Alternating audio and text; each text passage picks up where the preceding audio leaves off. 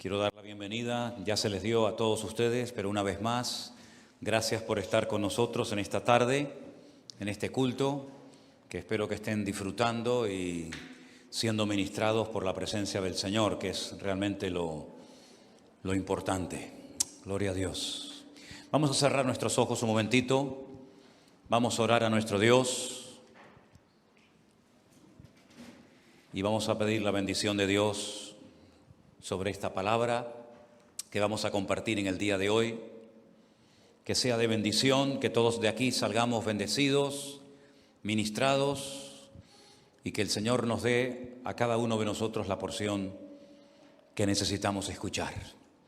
Señor, te damos muchísimas gracias por este privilegio de poder estar reunidos en esta tarde, en este lugar. Gracias por este hermoso tiempo de alabanza, de adoración. Gracias, oh Dios, porque sabemos que tu presencia está con nosotros, Señor. Ahora queremos pedir que esta palabra que va a ser expuesta, que va a ser compartida, caiga en corazones que sean buena tierra. Que podamos, Señor, oír tu palabra con reverencia, con respeto, y que tú nos hables una vez más, como siempre, a través de ella. Ponemos este tiempo en tus manos, en el precioso nombre de Jesús. Amén. Y amén. Gloria al Señor. Queridos hermanos, estamos aquí en las Islas Canarias teniendo desde hace ya aproximadamente una semana un volcán activo.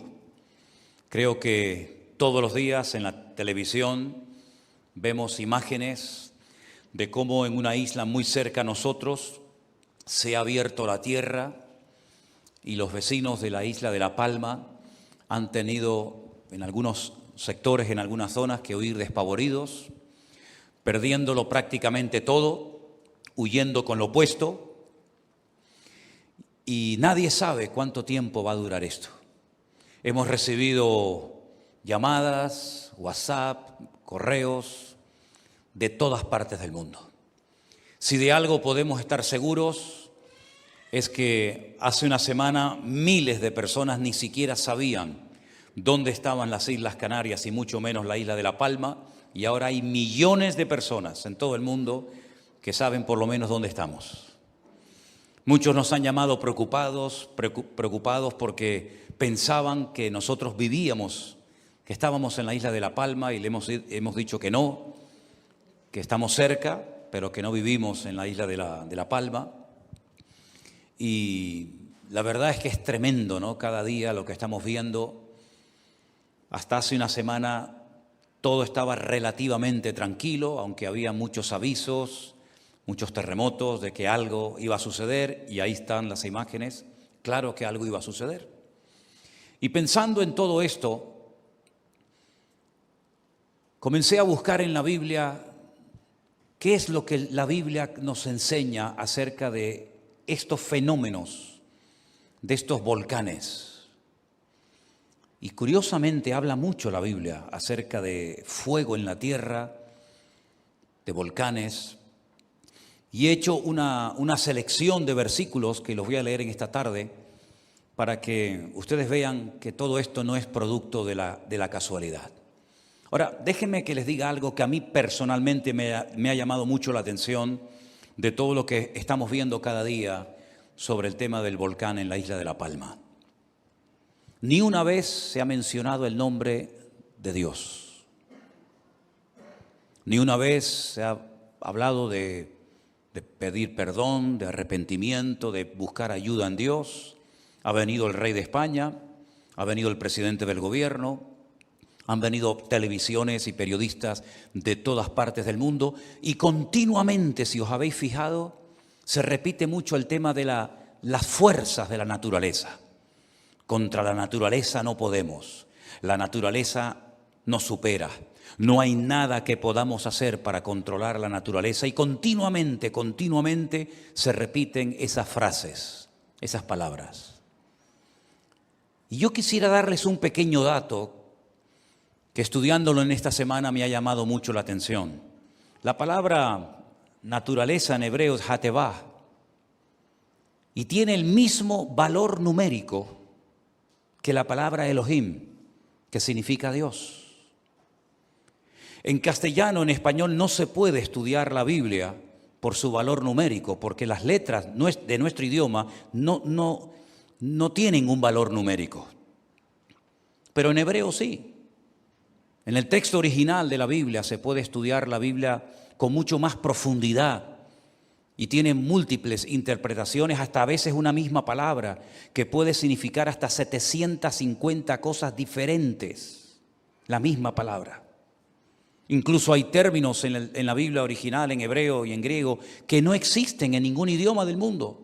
Y a veces hay que adaptar lo que el profeta, lo que el salmista quiso decir, porque no existe la palabra exacta de lo que él escribió o dijo en su momento. Y el valor numérico de las palabras es un estudio muy interesante, se llama gematría, porque como les he dicho ya en muchas ocasiones, las letras en hebreo equivalen a números y los números equivalen a letras. Por lo tanto, cada palabra, cada frase, cada versículo tiene valores numéricos. Y es muy interesante que el valor numérico del nombre Elohim, que es el primer nombre que aparece en la Biblia para referirse a Dios, pero en plural, tiene el mismo valor numérico que la palabra Hatevá, que significa naturaleza en hebreo, y el valor numérico es 86. ¿Qué significa eso? Porque cuando oímos hablar de la naturaleza, de las fuerzas, de las leyes de la naturaleza, la pregunta es, ¿quién le dio a la naturaleza esas leyes? ¿Quién la creó? ¿Quién la organizó? ¿Quién le permite a la naturaleza hacer lo que hace? ¿Quién le ha puesto límite a la naturaleza? ¿Puede la naturaleza hacer lo que quiera? ¿Quién está detrás de un volcán? ¿Quién está detrás de un tsunami? ¿Quién está detrás de un terremoto? ¿Quién está detrás de la naturaleza? Los griegos, por ejemplo, Platón y Aristóteles, que eran creyentes en Dios, aunque algunos lo ignoran, los griegos creían en la existencia de Dios, pero tenían una creencia un tanto extraña, que algunos incluso la mantienen hoy en día. Ellos creían que Dios existía, pero que Dios dotó al mundo de una serie de leyes, las famosas leyes de la naturaleza. Y luego Dios como que se lavó las manos y le dijo al hombre, ahí te quedas. En la mentalidad de los griegos era totalmente impensable, imposible.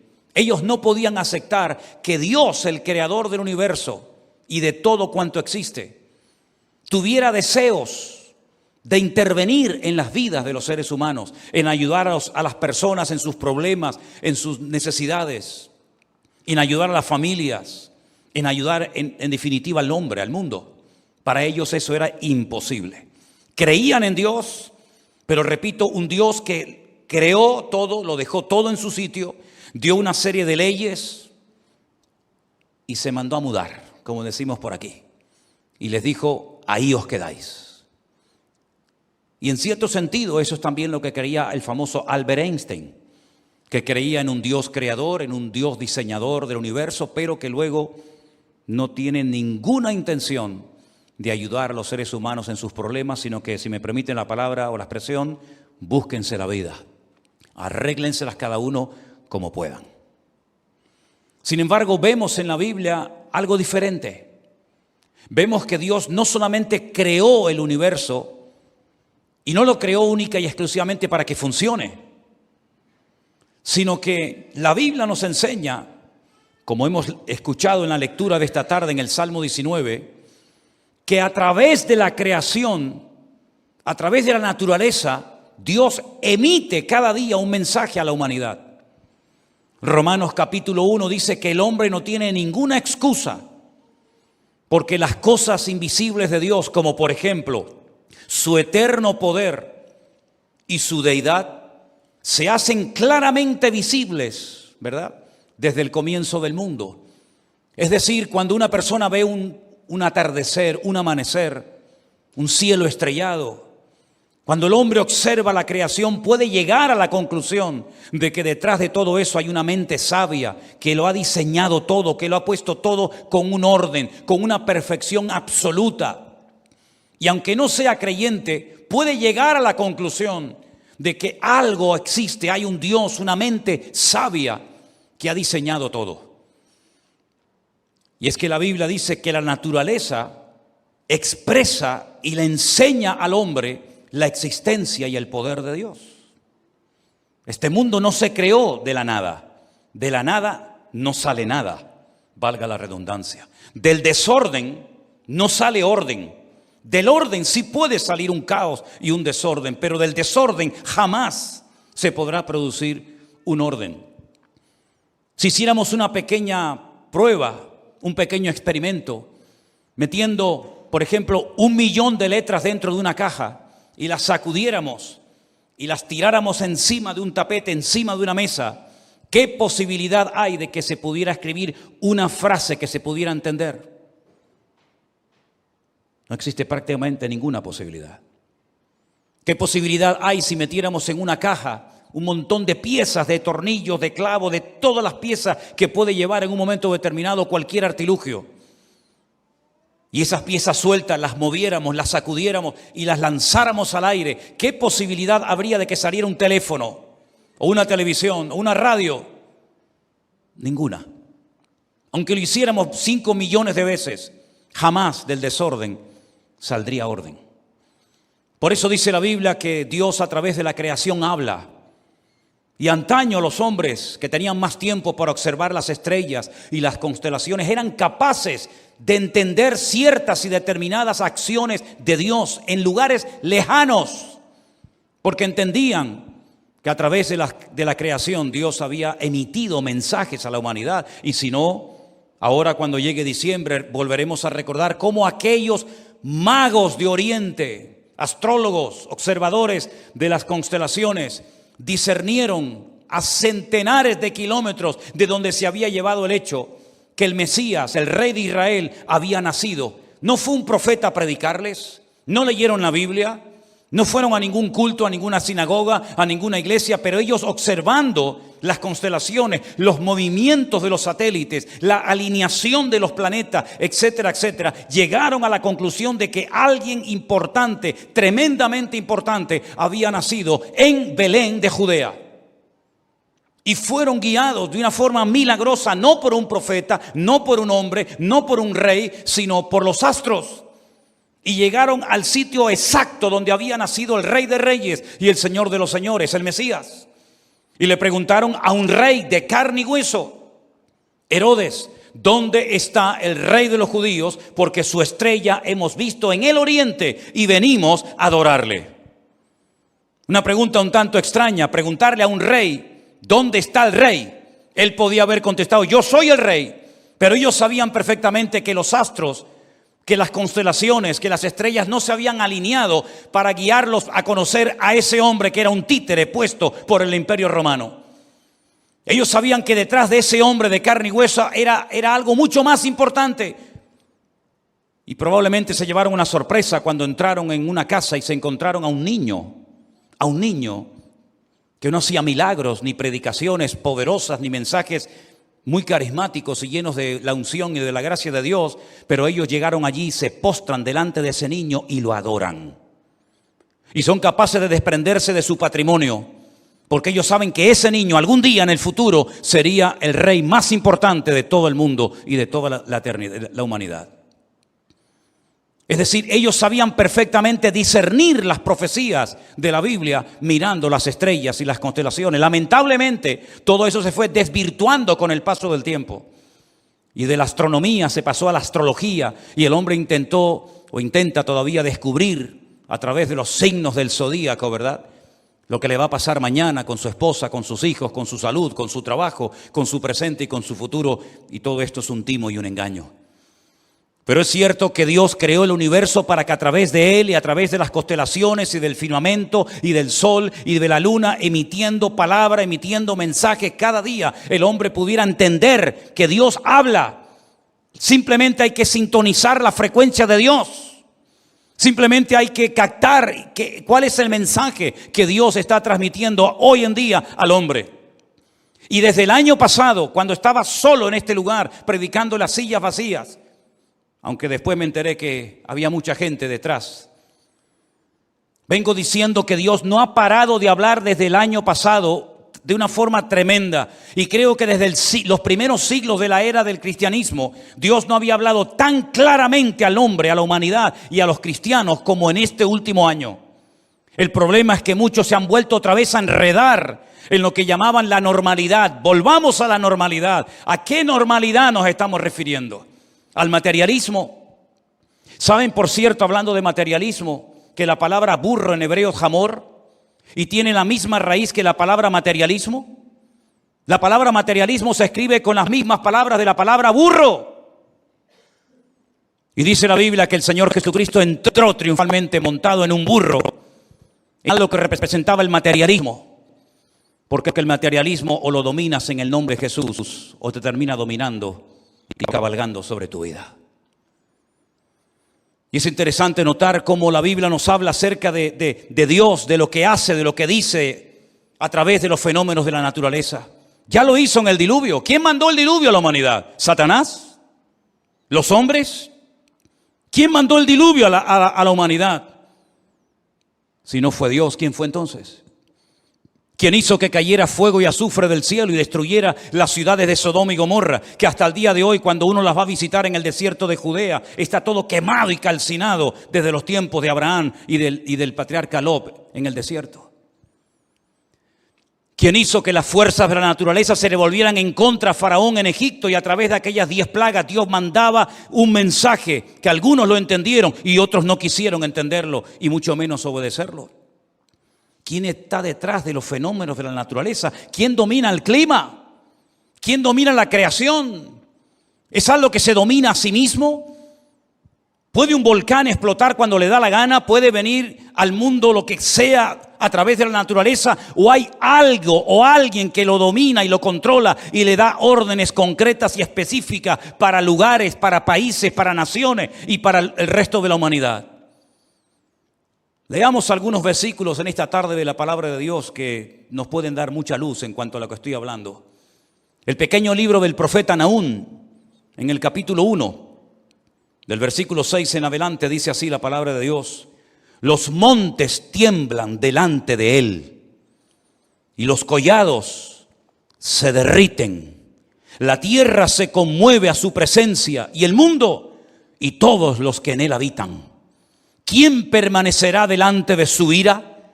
¿Quién quedará en pie en el ardor de su enojo? Su ira se derrama como fuego y por él se hienden las peñas. Otra versión dice: y ante él se quiebran las rocas. Isaías capítulo 13, versículo 13 dice: porque haré estremecer los cielos y la tierra se moverá de su lugar en la indignación del Señor de los ejércitos y en el día del ardor de su ira. Miqueas capítulo 1, versículos del 2 al 4. Oíd, pueblos todos, está atenta tierra y cuanto hay en ti. Y Jehová el Señor desde su santo templo sea testigo contra vosotros. Porque aquí el Señor sale de su lugar y descenderá y hollará las alturas de la tierra. Y se derretirán los montes debajo de él, y los valles se hendirán como la cera delante del fuego, como las aguas que corren por un precipicio. ¿Qué te parece? Apocalipsis, capítulo 8, versículo 8. Esto aún no ha ocurrido. Esto es algo profético, pero prepárate, porque esto va a ocurrir también. El segundo ángel tocó la trompeta y como una gran montaña ardiendo en fuego fue precipitada en el mar, y la tercera parte del mar se convirtió en sangre. Joel capítulo 2, versículos 30 y 31. Y daré prodigios en el cielo y en la tierra, sangre y fuego y columna de humo. El sol se convertirá en tinieblas y la luna en sangre antes que venga el día grande y espantoso del Señor. Salmo 144, verso 5. Oh Señor, inclina tus cielos y desciende, toca los montes y humeen. Después le leeré otra porción también del profeta Isaías. ¿Piensan algunos de ustedes que Dios no tiene el derecho de enojarse y de enfadarse contra la humanidad? Nosotros sí tenemos derecho de enfadarnos, ¿verdad? Y sí tenemos derecho a protestar. Y sí tenemos derecho a salir por las calles, a hacer manifestaciones, ¿verdad? Parece que los seres humanos estamos llenos de derechos. Y los hijos protestan contra los padres, y los padres protestan contra los hijos, y los profesores contra los alumnos, y los alumnos contra los profesores, y la gente contra los políticos. Y todo el mundo protesta, pero parece como que Dios siempre tiene que estar callado. Y no tiene ningún derecho de hablar, ni de enojarse, ni de airarse. Pues se equivocan los que piensan así. El día que Dios diga basta, el día que Dios diga hasta aquí hemos llegado, vamos a conocer aspectos de la naturaleza y de la esencia de Dios que algunos ignoran o prefieren ignorar voluntariamente. Algunos enfatizan que Dios es amor. Y yo llevo 40 años diciendo que Dios es amor. Y lo creo con todo mi corazón, porque si así no fuera, ninguno de nosotros podríamos estar en esta tarde, en este lugar, si no fuera por el amor, por la gracia y por la misericordia de nuestro Dios. Claro que Dios es amor. ¿Faltaría más? Cuando tu padre y tu madre te abandonen o te fallen, cuando tu marido o tu esposa te fallen, quiero que sepas que hay un Dios de amor que te amará tal y como tú eres toda tu vida. Y te amó tanto que lo demostró muriendo en una cruz, ocupando tu lugar y muriendo por tus pecados. Y lo dejó bien claro que Dios es amor y que Él te ama. Que tú lo ames a Él es otro tema, pero que Él nos ama a nosotros no nos quepa la menor duda. Pero también hay que decir que ese mismo Dios de amor, ese Dios que se humilló, ese Dios que se humanó, que se encarnó, que descendió y que se hizo carne y habitó entre nosotros y vimos su gloria, ese mismo Dios también se enfada y también se enoja. Y lo hemos visto muchas veces a lo largo de la historia, cómo Dios ha intervenido diciendo basta en naciones, en países, en pueblos, en lugares donde se le ha blasfemado. Y dicho sea de paso, España es uno de los países del mundo que más blasfema cada día contra el nombre de Dios. Gracias a Dios que aquí en Canarias no tenemos esa costumbre. Pero ustedes, si van a la península, hasta los niños, jovencitos jugando en la calle, se enfada uno con otro y automáticamente blasfeman contra el nombre de Dios. Y como si no pasara nada. Cuando en el Antiguo Testamento a alguien se le ocurría blasfemar contra el nombre de Dios y era digno de muerte. Todavía seguimos en este país creyendo en imágenes de palo, de piedra, de oro, de madera, de mármol. Cuando Dios en su palabra dice que todo eso es abominación ante los ojos de nuestro Dios. Claro, no nos enseñaron cuando éramos católicos y éramos niños, íbamos a los colegios de cura o de monja. No nos enseñaron los 10 verdaderos 10 mandamientos, porque no les interesaba que lo conociéramos. Pero cuando tuvimos acceso a las Sagradas Escrituras, cuando pudimos leer por primera vez en nuestra vida, yo con 17 años, los verdaderos 10 mandamientos que están en todas las Biblias del mundo. No solamente en las Biblias que utilizamos los cristianos evangélicos, sino incluso el Papa en Roma también tiene la misma Biblia y las mismas palabras que yo tengo en la mía. Cuando pudimos tener acceso a los verdaderos 10 mandamientos, nos quedamos sorprendidos porque Dios prohibía desde siempre la adoración a imágenes creadas por las manos de los hombres. No podíamos orar a ellas, ni ponernos de rodillas delante de ellas, ni invocarlas. Y tiempo más tarde se escribió un hermoso salmo que si quieres puedes leerlo tranquilamente en tu casa. El Salmo 115, que dice que los ídolos de las naciones, también los nuestros aquí en Tenerife, en todo el mundo entero que nos ven, los ídolos de las naciones hechos por las manos del hombre tienen ojos, pero no ven. Tienen boca y no hablan. Tienen pies y no caminan. Tienen oídos y no oyen. Y si no, miren ustedes las imágenes impactantes que hemos visto estos días de las personas jugándose la vida para entrar en los templos, para llevarse las imágenes que supuestamente han sido creadas y diseñadas por artistas, para salvar a pueblos, para salvar a familias, para ayudar a gente necesitada, Ahora ha tenido la gente que ir a por ellos, porque si no los sacan, el fuego y la lava los hubiera terminado destruyendo. Y nadie se ha dado cuenta de que han sido incapaces de salvarse. Nadie se ha percatado. Es la ignorancia, la ceguera espiritual es tan enorme que no se dan cuenta de que cómo voy a poner mi confianza en un muñeco que yo tengo que jugarme la vida, en vez de él jugarse la vida por mí, en vez de salir corriendo y decir alto al fuego. Han tenido la gente que ir a buscarlos, a esos ídolos muertos, mudos, ciegos, inválidos, que no tienen poder para hacer bien ni para hacer daño a nadie. ¿Por qué no se dice esto en la televisión? ¿Por qué no se habla de esto en las tertulias? ¿Por qué se le atribuye todas las fuerzas de la naturaleza? Por una sencilla razón, porque la palabra naturaleza para algunos les ayuda para sustituir el nombre de Dios.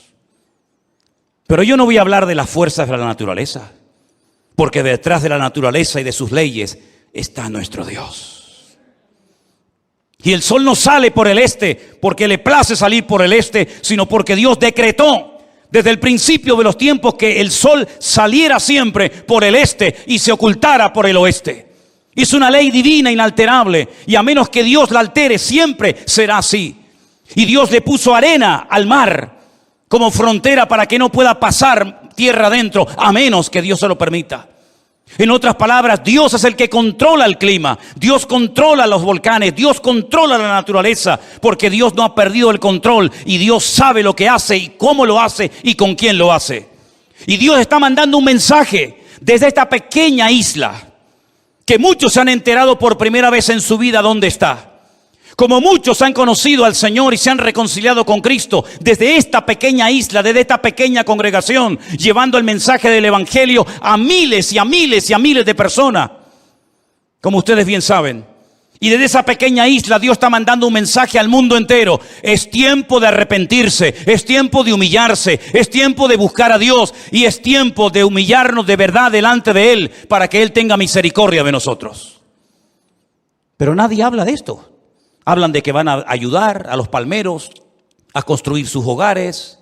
La gente huyendo despavorida, haciendo unas colas inmensas en el puerto de La Palma para poder salir a Tenerife o a cualquier otro lugar. La gente llorando, la gente desesperada. ¿Por qué no hay autoridades? ¿Por qué no hay políticos que dicen no se preocupen? Vamos a ponernos de rodillas, vamos a orar, vamos a pedir perdón, vamos a clamar a Dios por las miles y miles de seres humanos pequeñitos que hemos tirado al cubo de la basura porque molestan.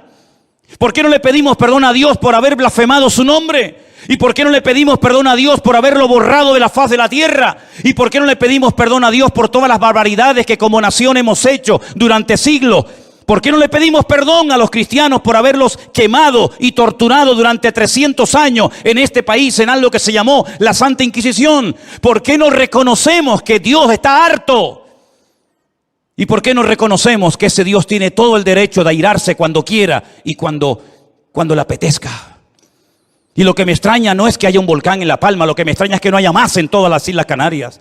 Y lo que me extraña no es que haya problemas en el mundo, lo que me extraña es que todavía la misericordia de Dios nos sustente y nos permita disfrutar de la vida. Pero llegará el momento, y lo dice la Biblia muy claramente, en el que Dios utilizará la creación o para recompensar o para castigar. La Biblia nos enseña que cuando el pueblo de Dios obedecía, Dios mandaba la lluvia. El hombre no puede inventar lluvia. El hombre no puede inventar lluvia para los campos y los regadíos. Pero cuando había obediencia, Dios mandaba la lluvia, la temprana y la tardía. Pero cuando había desobediencia, cortaba el grifo, cerraba el grifo y decía, ahí se quedan. Y venía la muerte, venía la miseria, venía la pobreza, venía la escasez, la sequía. Y vemos en la palabra de Dios que Dios muchas veces utiliza la creación, la naturaleza, para bendecir al hombre o para castigar al hombre. No se preocupen, el mar no se va a abrir, pero para mi pueblo sí, porque están en obediencia, están saliendo de Egipto. Ya no es tiempo de estar en la esclavitud. No se preocupen por las limitaciones, yo controlo el mar, yo controlo todo. Y Dios abrió el mar Rojo para que su pueblo pasara por él como si fuera tierra seca. Pero cuando intentaron Cuando intentaron disfrutar de esa bendición, de ese privilegio de caminar por las profundidades del Mar Rojo, los egipcios, los desobedientes, los idólatras, los rebeldes, los que perseguían al pueblo de Dios, esas aguas que fueron de sorpresa y de bendición para el pueblo de Dios, fueron una maldición y la muerte y la tumba para el faraón y para sus soldados.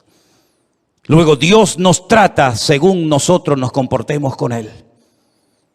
Y por eso, mis queridos hermanos, cuando vemos, por ejemplo, estas llamaradas, ¿no será que Dios está llamando al mundo al arrepentimiento? ¿No será que es tiempo de buscar a Dios en espíritu y en verdad? Como dijo Jesús a aquella samaritana junto al pozo de Jacob, que Dios está buscando adoradores que le adoren a Él en espíritu y en verdad. ¿Cuál es el mensaje que Dios está dándole al mundo? Primero, a los cristianos: no seáis tan materialistas. No estéis tan preocupados por qué voy a comer o qué voy a vestir, porque así piensan, hablan y se comportan los gentiles que no me conocen y me tienen a mí. Mirad los pájaros del cielo, que ni trabajan ni hilan, y vuestro Padre Celestial las alimenta. ¿Cuánto más a vosotros, hombres de poca fe? Ese es el mensaje que Dios le ha estado dando a la iglesia bien claro desde el año pasado. Ahora han tenido tiempo para orar. Ahora muchos han tenido tiempo para leer la Biblia por primera vez en su vida. Porque antes no había tiempo para nada. Era trabajar y trabajar y trabajar y trabajar. Y Dios dijo: alto. Y paró al mundo y paró a millones de cristianos y los encerró dentro de sus casas. Y ahora tienen tiempo para orar. Ahora tendréis tiempo para leer la Biblia. Y muchos conocieron al Señor. Y las vendas cayeron de sus ojos. Y miles de personas se reconciliaron con Dios. Pero ya la gente vuelve otra vez a las andadas. Otra vez volvemos con los macrobotellones. Otra vez volvemos con las orgías colectivas de cientos de personas en todas partes del mundo. Otra vez volvemos a las andadas y no me extraña nada que Dios esté cansado de aguantar tanta soberbia y tanta arrogancia de naciones enteras que no quieren reconocer que sin Dios estamos perdidos. El capítulo 64 del libro del profeta Isaías, lo leía en esta mañana, me impactaba muchísimo.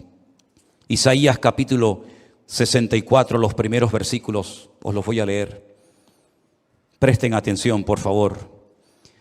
Oh, si rompieses los cielos y descendieras, y a tu presencia se escurriesen, se derritiesen los montes, como fuego abrasador de fundiciones, fuego que hace hervir las aguas, para que hicieras notorio tu nombre a tus enemigos y las naciones temblasen a tu presencia.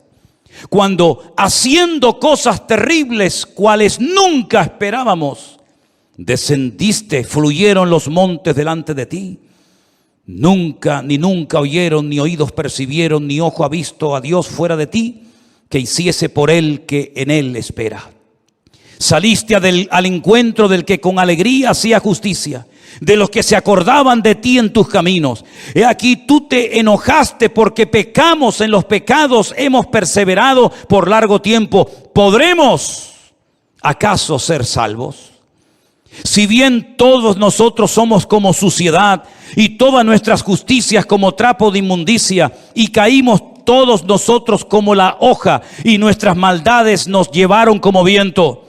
Nadie hay que invoque tu nombre, que se despierte para apoyarse en ti, por lo cual escondiste de nosotros tu rostro y nos dejaste marchitar en poder de nuestras maldades. Ahora pues, oh Dios, tú eres nuestro Padre, nosotros barro y tú el que nos formaste.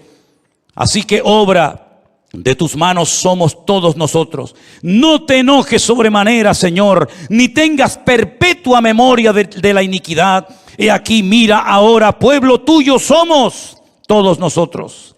Y podríamos seguir leyendo el resto del capítulo, viendo cómo el Dios, a través del profeta Isaías, llama al pueblo al arrepentimiento.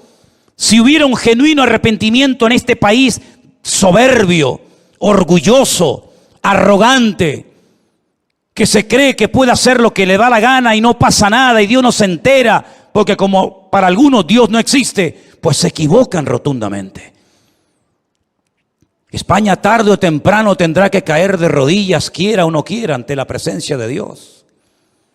Y reconocer que los pecados que hemos cometido a lo largo de la historia, generaciones y generaciones, han llevado a un endurecimiento de las personas. Y como les decía cuando vinimos de este viaje misionero de 3 meses que hemos terminado hace poco, he hablado con jóvenes, he hablado con adolescentes, he hablado con gente mayor en muchas provincias de España y no me encontré ni a uno en las calles que me dijera que cree en Dios. Ni uno.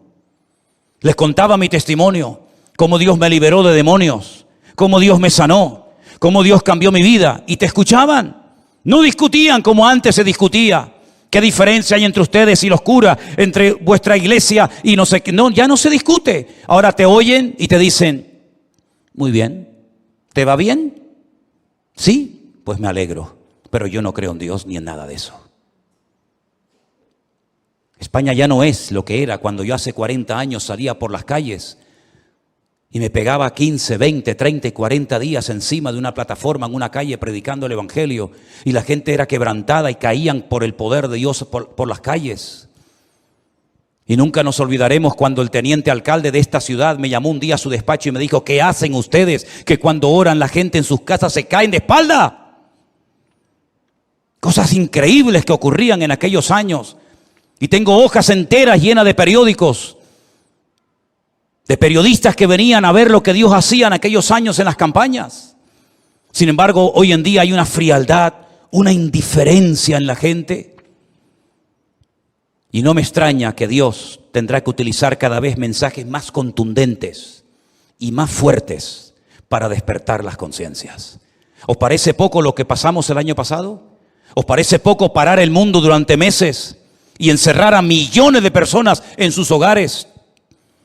Todo el mundo con un miedo en el cuerpo que ya se ha perdido, dicho sea de paso. Donde todo el mundo veía la muerte en cada esquina de la calle. Y cuando salíamos a las calles a pasear o a pasear al perro, la gente que venía cruzaba la acera porque pensaba que ibas con la lepra o le ibas a contagiar. ¿Sabe Dios con qué? Hemos vuelto otra vez a la soberbia, al orgullo, a la arrogancia. Y ya todo el mundo está pensando cuándo vamos a obtener los próximos carnavales, y cuándo vamos a tener los próximos tenderetes, y cuándo vamos a hacer los próximos Sanfermines, y cuándo vamos a poder sacar otra vez a la Virgen y al Santo y a toda la familia otra vez. Y otra vez la gente quiere volver a lo mismo y no se dan cuenta de que Dios ha estado hablando claramente. Y este volcán de La Palma, aunque muchas veces ocurre que en un momento de esto sufren muchas personas, es un mensaje contundente no solamente para ellos, sino para toda la humanidad, de que es tiempo de buscar a Dios, porque esto que estamos viendo, esto que hemos vivido de la pandemia, esto es un pequeño botón de muestra de lo que la Biblia profetiza para los últimos tiempos. La Biblia habla de cientos de volcanes que se producirán en los últimos tiempos. La Biblia habla de tsunamis.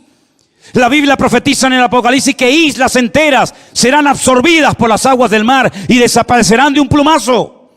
La Biblia habla de millones y millones de muertos, de guerras tremendas. Y Dios está esperando y esperando. Y algunos preguntarán, ¿esperando qué? Esperando que el hombre proceda al arrepentimiento. Un día más estamos vivos y Dios toca nuestros corazones para que entendamos que Dios está dando toques de atención. Esto es lo que la Biblia llama los dolores de parto de la tierra. Porque así como los seres humanos sufrimos al ver la maldad, al ver el pecado, al ver la desobediencia, también la tierra, dice la Biblia en la carta de Pablo a los Romanos, que gime con dolores como una mujer que está a punto de dar a luz. Estos son los dolores de la tierra, porque sufre, porque quiere ser restaurada por el poder y la presencia del Señor.